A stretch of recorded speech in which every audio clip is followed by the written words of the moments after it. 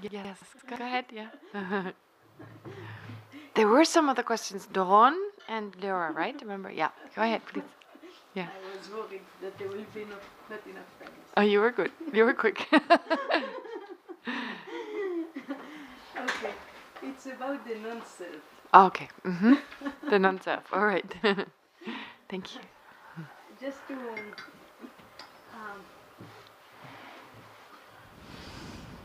like, I don't. Yeah, I don't understand. Of course, I don't understand. So it's very natural. It's very difficult. I don't even know how to ask people some of this. Like there's I understand. Of course, there's nothing. Like the question is, does it mean that there's nothing to cling to? Good There's point. nothing, Yeah. I can say this is I because it's changing all the time. But there is some kind of continuity of something. I don't know if it's only mind stream. Yeah. Yeah. It's I'm working now in order for my mind stream or whatever Yeah. it becomes. In I don't know how many lifetimes. We'll experience less suffering. Yes. Is that the meaning of no self? Yes, to some extent, I would agree. So it's not like there's nothing there, because then why are we meditating? If there's nothing to transform, if there's nothing. I mean, selflessness is really difficult. Really, really difficult idea. So don't be discouraged. I did mention it. It came up. It's not really an essential part of the explanation of the Four Noble Truths, but it's difficult to avoid it. So yeah, myself, I'm struggling with it like everyone else. Okay, but the point is that, like, I would agree with the way you just described it. Of course, there are different levels. There are coarser levels and there are subtler levels. Now, we've only just talked about a more coarser level, in the sense that if you look for some separate entity that can be called I, that is different from the mind and the body, that's impossible. That doesn't exist. But we refer to I, we impute I on the basis of the mind and the body. And the mind and the body, of course, in each moment it's separate. It's different, sorry, not separate. In each moment it's different. It's like a continuum, like a river. There's a continuum of awareness, like a river, constantly changing, but nonetheless a continuum. One moment giving rise to the next, giving rise to the next, and so forth. And then there's a physical continuum too. For as long as this mind and body are together, they kind of are like the shore of the river, or the bed of the riverbed, plus the river flowing or continuing on for as long as they abide together, and then they separate again. Yeah, so that's really the basis of imputation. So when we impute I, we don't just randomly say I when we look at this tanka. No, when we impute I, we impute it on the basis of a mind and body, and that's what we impute it on. But then you could say, well, where's the mind? How does the mind exist? And then when you start looking for an inherent mind, again, you can't find that, because that is also just imputed. But that doesn't mean it doesn't exist. It's just saying there's no intrinsic kind of mindness, right? There's no intrinsic kind of essence of mind that we call mind or awareness. It's just moments of awareness, each different from the next, on the basis of which we speak of mind, right? So that's kind of the explanation. I hope that helps a little. And like thoughts are coming from the nothing and going back to the nothing. Let's say from the nothing. I mean, to say our thoughts come from the nothing. Well, if you mean like they were not there one moment and then they arise, yes, I agree. Yes, but of course they have causes and conditions that give rise to them, yes. And what I mean is, like, could you say about the mind stream? The mind stream, Okay, that it arises like a thought from, I don't know where, and at the moment of, when we say, right, they say the great enlightenment, the Buddha kind of Parinirvana, as opposed to Nirvana, and that the mind stream just disappears, like the thought just, the thought I had 2 minutes ago, I don't even remember I had it, it is no more there. So you're talking about the mental continuum of a Buddha. So right now, I think the question is, I repeat the question. The question is that as an ordinary person, we have thoughts that arise. So the mind refers to thought. I mean, of course, it's not just thought. You have the sense consciousnesses. They are not thought. The mental consciousness. I mean, like, right, the mind is vast and knowing, right? It's clear and knowing. Clear and knowing and, Yeah. And vast, right? There is vastness to it. What do you mean with vast? I mean, Geshe Kelsang, Uh-huh. when he was here, Yes. he kept repeating it, about saying how vast, that it's one of the qualities of the mind, that it is very vast. But how did he explain it? I know, I just felt it, intuitively. He didn't say, it is just like he said, it was compassionate. Right? Okay. But, Also the Buddha, Uh-huh.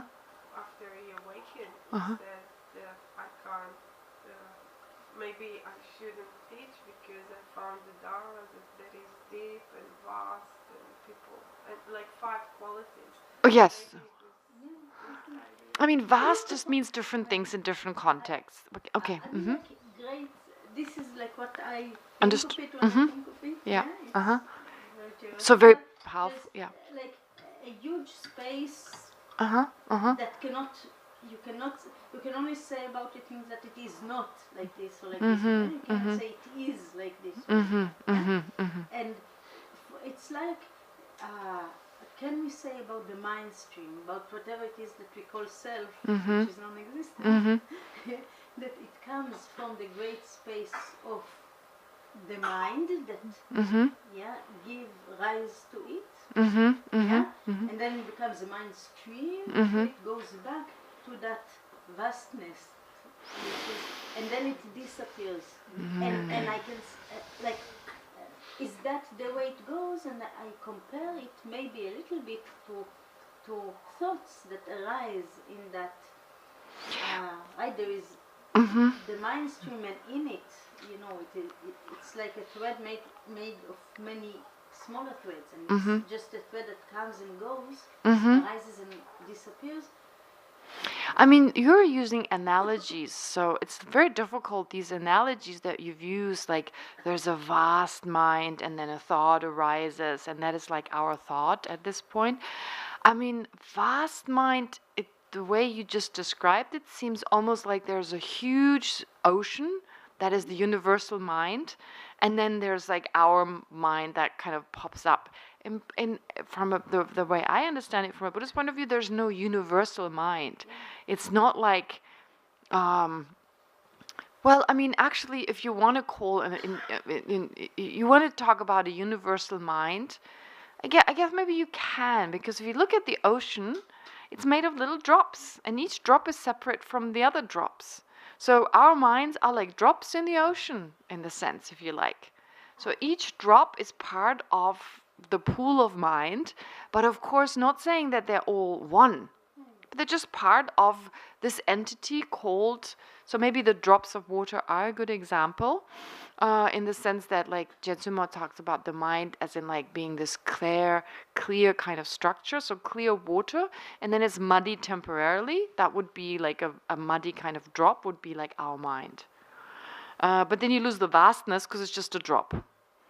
Now, vast, the understanding I have of the vastness, the way it's used, and Kajin Rinpoche, I believe, is from the Kagyu tradition, so the explanations are slightly different, and I don't want to misinterpret what he said. But the idea, the way I understand it, mind is the most powerful thing there is. I don't think there's anything more powerful than mind. There isn't. I mean, if you think of the most powerful thing there is, mind is even more powerful, right? So, therefore, vast in the sense of like, well, powerful, okay, doesn't really get at vastness, but we talk about the Buddha's mind as in like being all pervasive. So that's pretty vast, being everywhere. So the Buddha's mind being everywhere. But talking about our own mind, it is just a stream of awareness, and that awareness may manifest in different ways. So it may manifest in different ways. Sometimes there's thought, sometimes there's emotion, sometimes there's just pure perception. So that's kind of the stream of consciousness with just manifesting in different ways. So we give those awarenesses different names according to what object they take to mind and what they do with the object, aspiring towards it, merely perceiving it, judging it, classifying it, and so forth. This is how I look at awareness. And if I look at my own awareness, that's what seems to be happening. Sometimes there's more than one awareness. There's different ones arising together, being active together. At other times there's just one, like when we sleep, when there's no sense consciousness. And it is quite limited because of my own limitations, my own mental limitations that limit my own awareness. And once my mind, the mental consciousness, due to the techniques that purify the mind, that enhance the mind, that transform the mind, then my mind will become a Buddha's mind. It will become the mind of what we call a Buddha.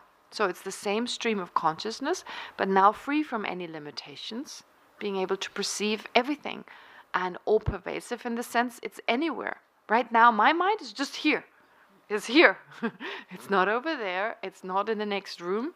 It is just here. It can only be in one spot because of my narrow-minded perception of reality. So I'm very much limited to just this spot. But then a Buddha's mind, so the idea is that the nature of the mind is that vastness. So we all have Buddha nature.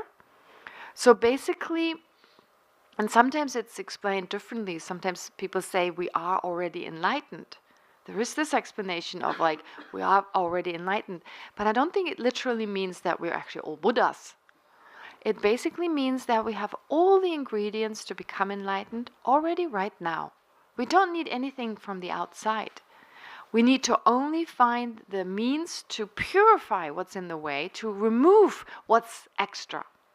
Buddhahood is only about removing that which is in the way, the mud, if you like, in order to then actualize the actual clarity of the mind. Does that help? Let me just take a few more other questions, maybe. Yeah. One more. The difference with like parinirvana would be the cessation of the mind stream. No, right? parinirvana, so great nirvana, will be the total elimination of what is extra. So you have the same awareness that you have right now, minus all the restrictions. So what's the difference between parinirvana and nirvana? It means only half of the obstructions are gone. Only some of the obscurations are gone. That's nirvana. So the obscurations that are responsible for our suffering, the afflictions, they are gone. But the residues of our afflictions that still keep the mind from being unable to know all phenomena, they're still there. So it's almost like what? Residues, imprints of our misperception. So like they compare it to the garlic, removing the garlic from a vessel and still having the smell of the garlic. So when you remove only the garlic, that would be like nirvana, just nirvana, and parinirvana would be removing even the stains, the smell. There's like a leftover kind of, that would be parinirvana. Okay. All right, other questions? I did say to Doron and Leora, so if you still want to ask your questions, then Doron, Leora, go ahead. Leora, Kenneth? I didn't understand. I thought you talked about attachment to enlightenment. Attachment towards enlightenment, okay. I cannot see, maybe you can explain how can it be. I cannot see, I do not know, and I cannot begin to know even a part, or maybe a part of the full size of the qualities of the Buddha. There's no way I can exaggerate it. So how can it be? And on top of it, if I do that, can it in any circumstances cause me suffering? Okay, so Leora's question is with respect to how can we be attached to enlightenment? That's one question, right? One point. Can we be attached to a Buddha? Okay, can we be attached to a Buddha? That would be the next question. So Leora is saying, well, attachment means that we exaggerate the positive qualities of something. So does that mean we can ever exaggerate the good qualities of a Buddha? We can't even fathom what it means to be a Buddha. Okay. Now, let's take first the attachment to a Buddha. Let's take, for example, let's say His Holiness the Dalai Lama is a Buddha. Is it possible to have attachment towards His Holiness? Absolutely. We can have attachment towards His Holiness in the same way. For example, unless I see His Holiness every day, I'm going to die. That's not true. That's exaggerating. Like, we have a tendency to be attached to the lamas, to be attached to our teachers. I mean, those great lamas, like His Holiness and so forth. I mean, you should see the grasping sometimes around some of the great lamas. You have actual groupies. You have like groupies who hang around the lamas, and they're like, there's jealousy and so forth. Okay, but His Holiness is difficult. Exaggerate in my needs, not in his qualities. No, I'm exaggerating. Yeah, I mean, you exaggerate, for example, those people who feel like I have to be physically close around him because then I'm going to be saved. That's not true. Not even a Buddha can do that. It's not like a Buddha looks at you and all your problems are gone. Right? All powerful. Yeah, so the Buddha is not all powerful, only omniscient. So even the Buddha lacks abilities. Like my karma can be stronger than the Buddha, more powerful than the Buddha. So the point is, attachment is not just about exaggerating what's already there, but the sense like, I can't be without that person. Or, like attachment, the same way we're attached to just an ordinary person, one can be attached. But there is an argument saying that this attachment does not really perceive the Buddha, of course. It's just it's a imagination of what there really is. It's not really perceiving what's actually there. Now, taking that, then we take it to enlightenment. It means we don't understand enlightenment really, right? So we don't really understand it. Our object is not enlightenment. It's based on the actual enlightenment, but then we distort it, and it's like, it's like this attachment, as in like a distorted sense of what's actually there, and then holding on to something unrealistically. Can that cause me suffering? Oh, yes, absolutely. Yeah. Okay. Doron? Sorry, first, then Doris, you. Yeah. Oh, okay. To understand what you really mean by when we say that the body and the mind are in the nature of suffering. Okay. For example, if I talk about water, I can say that the nature of water It's being clear. And wet and moist, yeah. Mm-hmm. And when I think about it, the body and the mind, at the beginning I thought that maybe the meaning is that it has the potential to cause suffering and to experience suffering, but I think it's not only that. No. I cannot really grasp it. Okay, wait. I mean, there's different ways of speaking of nature. We don't say that anger is in the nature of our mind, right? You usually say our afflictions are not in the nature of our mind. That is different to saying that our mind is in the nature of suffering. Our present mind is in the nature of suffering. Okay? So these mean slightly different things. We use a very similar vocabulary, but it means something different. So when you say the nature of water is being wet, wetness is in the nature of water. Okay. This is slightly different here, because when you say wetness is in the nature of water, or is the nature of water, it means you can't have water that is not wet. And it's a quality. Yeah, you cannot have water without that quality. Likewise, we say anger is not in the nature of our mind, because we can actually still have our mind without the anger. Okay, so here the nature refers to that. Like you cannot have one without the other. If something is in the nature of the mind, wetness is in the nature of water, or heat is in the nature of fire, that means you can't have fire that is not hot. Okay. But anger is not in the nature of the mind, because you can have a mind without any anger. Okay? You can totally remove anger and still be left with a mind. So mud is not in the nature of of water, because you can filter out the mud and be left with the water. Now that sense of being in the nature of something is different. Because in Tibetan they have many, many different words for nature. And in English we have only one word. There's the word, the entity, sometimes the word entity is used, and sometimes the word nature is used, because it's really just those two words. But in Tibetan you have Rangshin, Ngo, Dani, already 3. Okay? And they're used very different, quite differently. Okay, Ngo, Rangshin, Dani. Yeah, there are more, but I can only think of those 3 right now. Okay. Now, that being the case, that our mind and body are in the nature of suffering. Our mind and body are not suffering, because suffering, actual genuine suffering, is a feeling, and our mind and body are not feeling. All right, so this we can already exclude.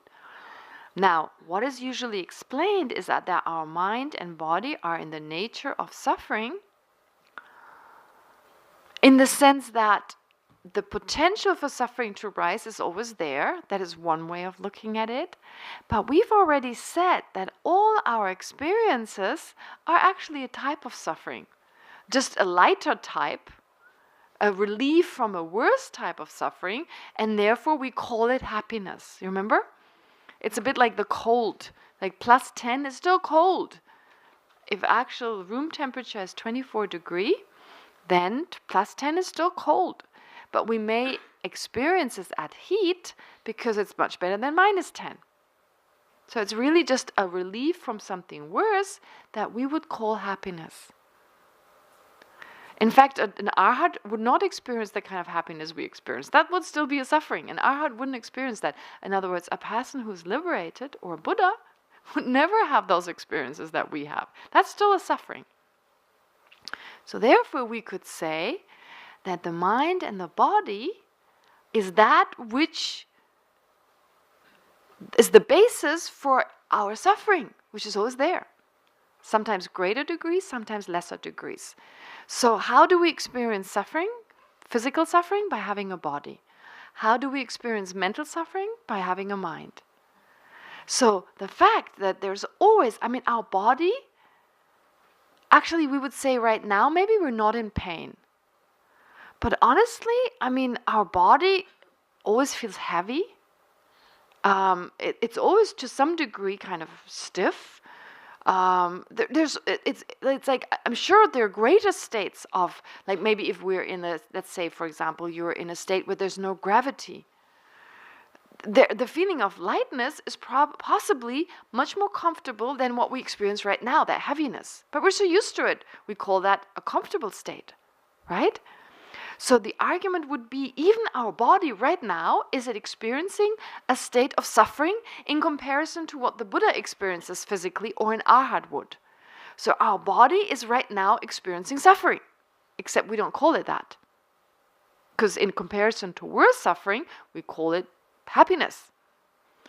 And then our mind also experiences suffering right now. But again, we wouldn't call it that. We would call this happiness possibly, because in comparison to something worse.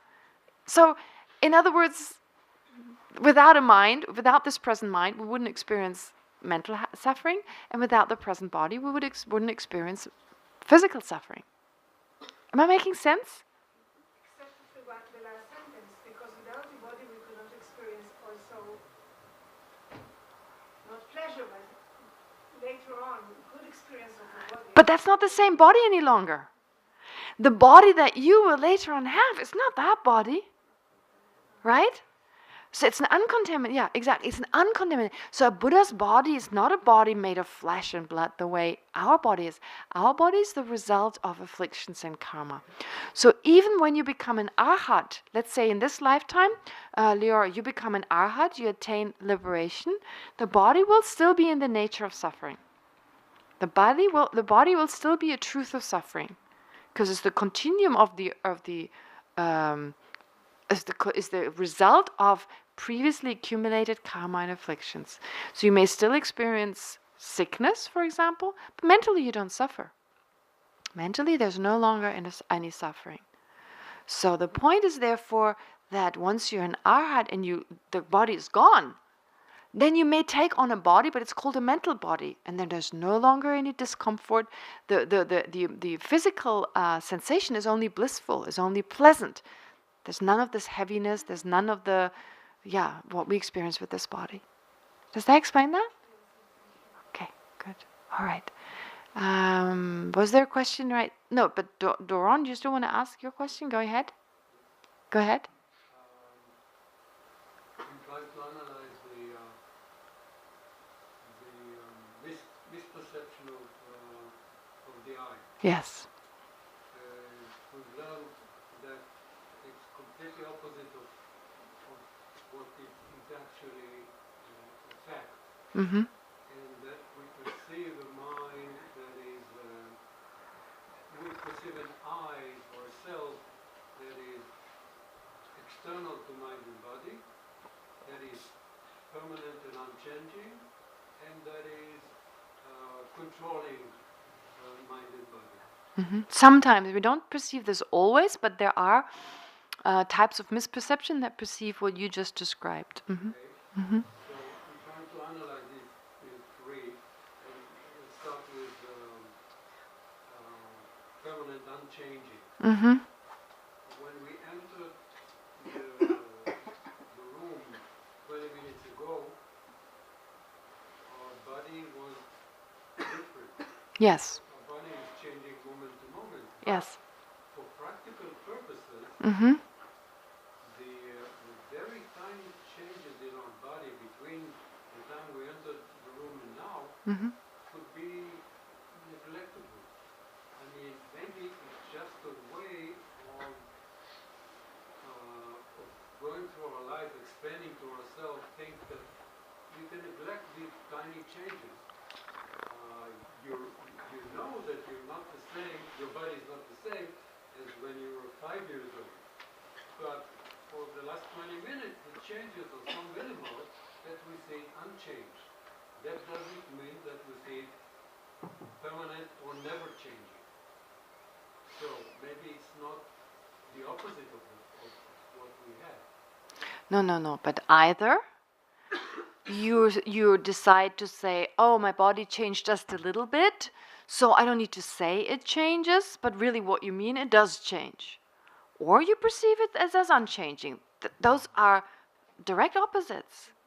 So if you say, okay, the change is really tiny, we don't need to mention it, well, you may not mention it, but the fact is it changes. Tiny changes still change, right? Whereas if we perceive it to be the same, you see, for example, I give you an example. For me, holding a grudge, you know, like holding resentment towards a person, holding a grudge is an expression of a sense of permanence of another person, right? Because that's the guy who beat me up last year. Oh, I hate that guy. That is perceiving last year's guy and today's guy as being the same. Or let's say yesterday and today. Yesterday's Doron and today's Doron. If you said something to me yesterday, you're not the same person any longer. But there is an internal sense that you're the same guy. I'm not talking about the rational. You see, very much at the beginning I said, please don't confuse those two. Rationally, what you rationally think is not what drives your actions. Most of the times it's not. So when we get angry, it's not driven by our rational thinking, it is driven by an innate kind of notion. That's the same guy. That's exactly him. And then look at your own mind, how it perceives yesterday's Doron and today's Doron as just being the same.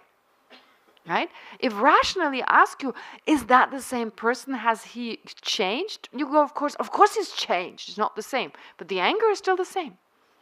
You're angry with someone. You're not like, oh, I'm angry with him because that's the continuum. It's not like that, right? It's because there's a sense that's the same guy. As if the hurt just took place just now. As if the Ron right now, he's the one who says, I suck.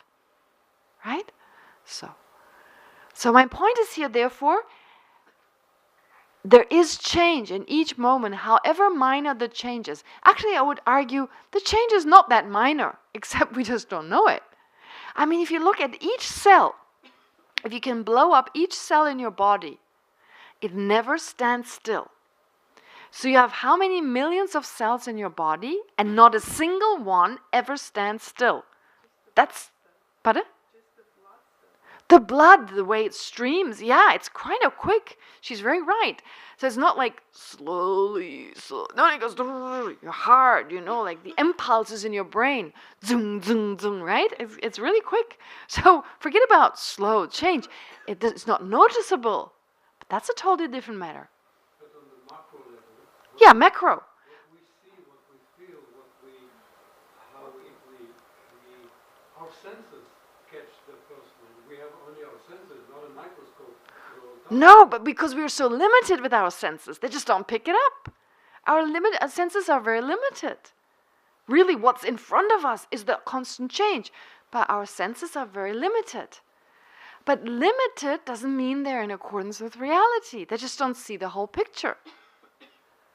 So I'm just saying what's actually there in front of us is that change on a molecular level, on a subatomic level.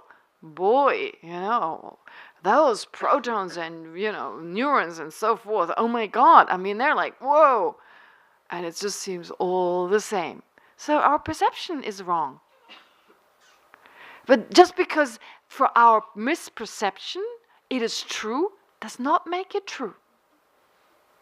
So that's for the body. Yes, The mind. for the mind, yes. The mind has, I feel it right that thoughts are rising and disappearing. Yes, But that's always so, yes, for as long as we have this mind. yes. And, it could be that the mind that entered the class 20 minutes ago and the mind that is there now, for practical purposes, if we present it with the same problem, it may react the same. Right. So, although Same or similar? same or similar, Same. I don't think there's ever exactly the same. Similar. I would argue it's never exactly the same. It feels very, very much the same, but it's merely similar. Right? So, same and similar. Similar means it's changed. I agree with you. Of course, it is not like I come into the room, have this kind of personality, and I leave the room, I have a totally different personality. That would be weird. That would be very weird. So that doesn't happen. But we're not saying that even like externally we look totally different. No, we don't. Yes, on a macro kind of level, there are these changes. But you see, change doesn't mean change into something totally different. There's a difference between changing, just merely changing, and changing into something that's different. There's a difference. It can be. I can come in happy and live sad. It can be totally different. My mind can be totally different in seconds. In terms of a mood, yes. But I'm saying your characteristic, your personality is not like I come in with Leora's personality and leave with Jonathan's. I mean, that's not going to happen, right? I mean, In the morning we were married. Now I'm taking over his mind. Pardon? Pardon? Doron, what did you say?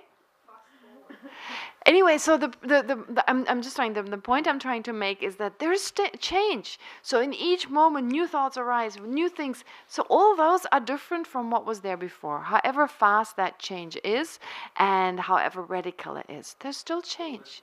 It doesn't feel that way. analysis, when I look at the external Mm-hmm. Mm-hmm. eye, which is external to the mind and body, it may be that we use the term in order to describe For the sake of convenience, okay. the whole continuum of mind and body, and it's only convenient for us. Well, we do that. You're right. We initially do that, but then we believe it actually exists separately. That's why we use language. We use language for the sake of convenience, right? I agree with you. If you say you see my face, you see me, well, you're not actually seeing me. You see a part of me that is not me. But for the sake of convenience, I say, you see, but then our mind, due to its habituation, automatically perceives also some kind of I-ness as separate from. You see, That's the problem, but you just need to investigate that. We're not saying that labeling does not serve a certain purpose. Of course it does. It makes life easier. But it is merely a label, and we believe that separate from the label, there really is a reality over there. Now that's missing. And for the third point, The third point? controller. Uh-huh. I just didn't realize we were at the third point. I missed the second. Okay, go ahead. Mind, body. Ah, yeah. Mind controls the Ah, body. yeah. Yes, our mind controls the body. Okay. Almost always. Sometimes Mm-hmm. the body overtakes the mind. That happens too, yeah. But Mm-hmm. almost the mind controls the body. So if this I that we perceive is not really external to the mind, Yeah. it may be a convenient way to describe the way that the mind controls the body. Yes, it is a convenient way. That's what we use language. I agree, but that's not how it feels. I don't feel my mind is the center of the universe. I feel I am the center of the universe. Right? How does it feel? So it's most important to get in touch with how it feels. I feel like you've hurt me. You said I suck, you've hurt me. You can't hurt my mind. You can't hurt my body by just saying those words. But there's a very strong sense, you've hurt me. You've abused me. You've offended me. My mind? No, I know you can't offend my mind. My mind is just an experiencing entity. So just watch when someone says something, when you feel offended. What is it that feels offended? Look at what you get angry with when you get angry with another person. Do you get angry with their mind?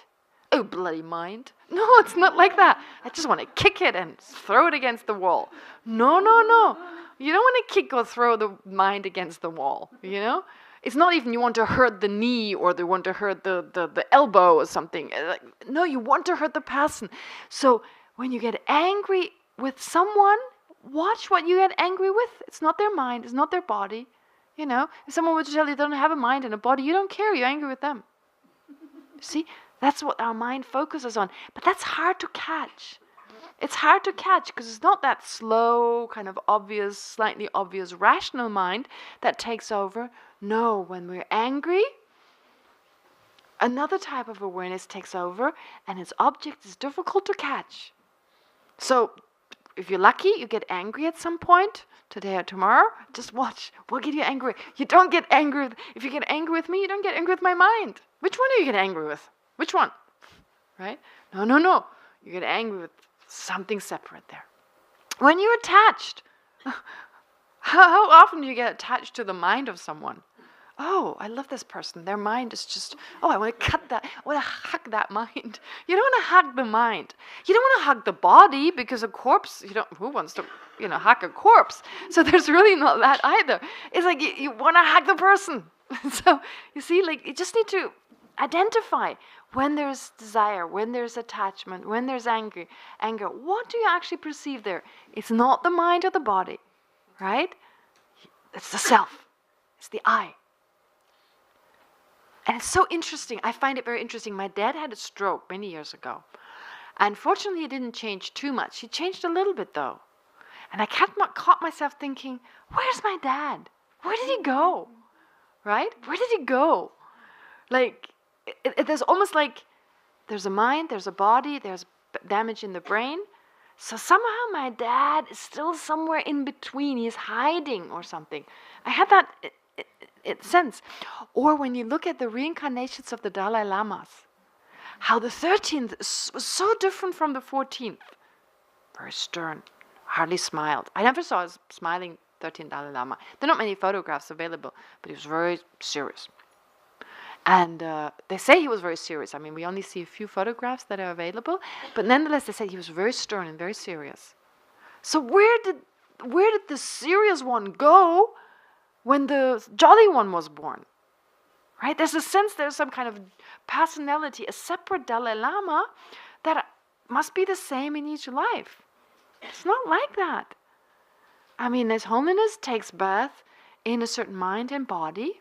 So if His Holiness is a Buddha, then according to our karma, manifests in a different way, and it's the mind and body that manifests in those ways according to our karma. That's it. There's no separate His Holiness the Dalai Lama. sign of separate, that continues in a similar way. But the fact that I wondered about that shows that I had a sense there's a separate entity.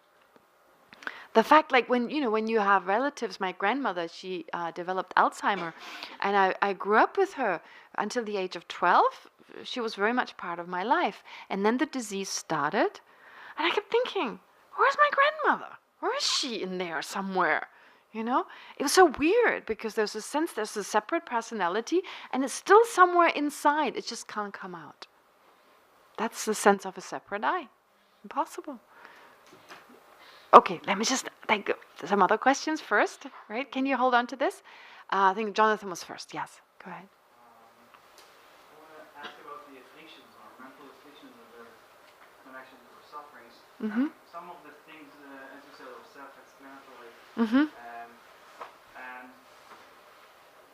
interestingly, many of the concepts are apply pejorative wording. Mm-hmm.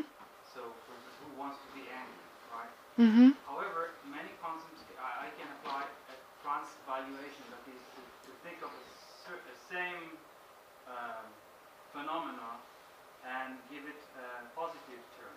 Okay. So I would not know how to think now of a specific term for anger, but I can say that when I'm angry at something, a sense of injustice, Mm-hmm. awareness of injustice has been done. Whether Mm-hmm. it is something that has been said about me, or I see a violent act towards another Innocent person. Mm-hmm.